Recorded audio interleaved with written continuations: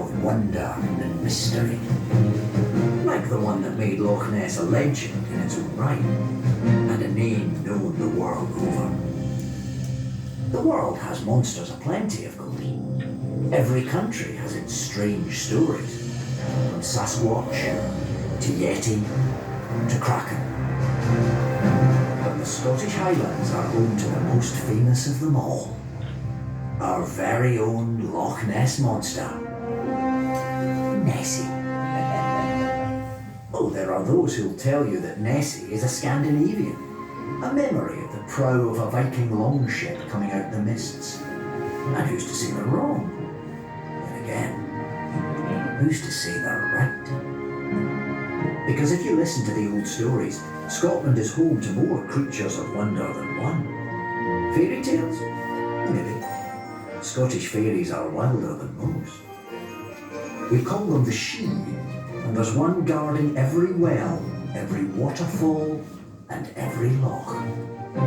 There's the Gilly-Doo, the dark boy cloaked in moss and leaves coming out at night to hunt those who trespass in his woodland lair. And then there's the Kelpie, in Gaelic, Ikushkir, or water horse. An enduring legend, this one, and found all over Scotland. A majestic horse with, strange thing, water weeds tangled in its mane, tame and friendly to passers-by. Until they climb on its back and are dragged down into the depths as it dives back to its watery home. Could they be in Loch Ness? Is that where the legend of our own creature began? Or was it the Boobrig, a shape-shifting creature, sometimes a galloping water horse like the Kelpie, but more often a huge bird, bigger than 17 eagles with a terrifying spike of a beak, like a fish-eating diving bird. And if you look at those long curved necks and hunched backs, well, familiar, aren't they? Then again, what about the Selkie, the Seg, the Maid of the Waves, Scotland's very own mermaid? Under that seal disguise, there's a beautiful woman, ready to lure men to their death in the sea. Well, seals are certainly one explanation for the legend of Nessie. Those smooth backs arching out of the water do look like the humps of a sea serpent. Nothing smooth about the shellycoat, mind you.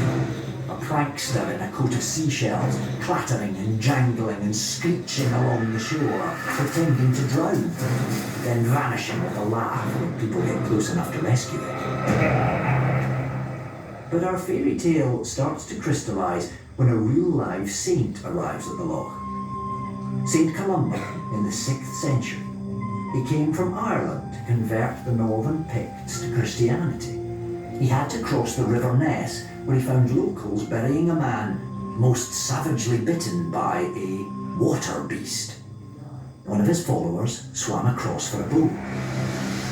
Up rose a beast, roaring, ready to devour the poor monk. Until Columba, with staff in hand and the power of God, cried out in a voice louder than the beast's, "Go no further, nor touch the man. Go back." And sent it back to the depths whence it came. Or so the legend says. The first documented sighting of Nessie, and the last one to be documented for quite a while. About 1,500 years, in fact. And then, in 1933, in this very hotel, the legend got a new lease of life.